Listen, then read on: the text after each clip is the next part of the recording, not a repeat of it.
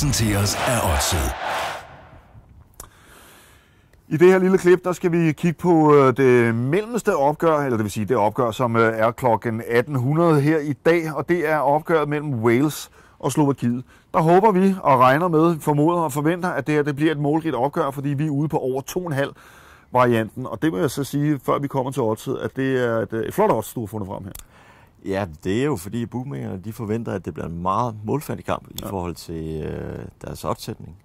Men det her det handler om prisen. Ja. Og der synes jeg simpelthen, at vi er oppe i en pris, hvor jeg vil sige, okay, så er det værd at gå den anden vej. Ja. Ja. Og der er over 2,5 mål, og det er til 2,85. Ja. Og der må jeg sige, okay, så vil jeg altså hellere gå den vej, og så tro på, at der kommer lidt mål.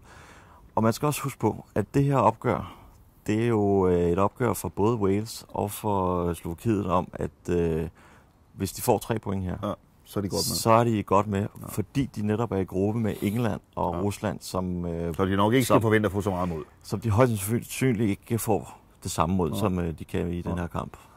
Så det er en nøglekampen for de to hold her. Og der Wales, de har Bale.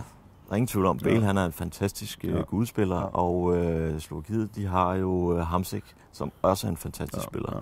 Så de har i hvert fald nogle spillere, der kan noget fremadrettet. Ja.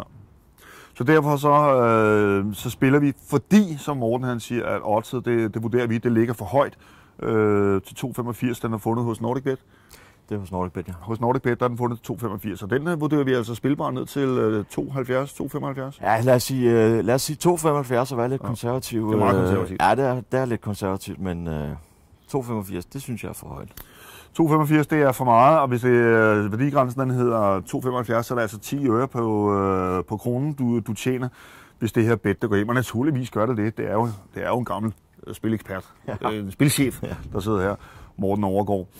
Held og lykke med alle spillene i dag. Vi ses igen i morgen. Husk, der er altså daglige bets her på Heavy Betting. Der er 3 webbet. Der er et til hver eneste kamp under hele EM.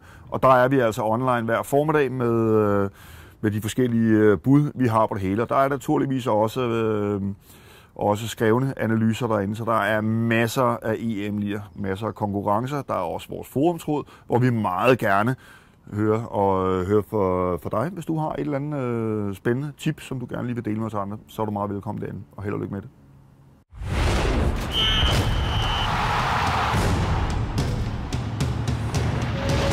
Programmet præsenteres af Odset.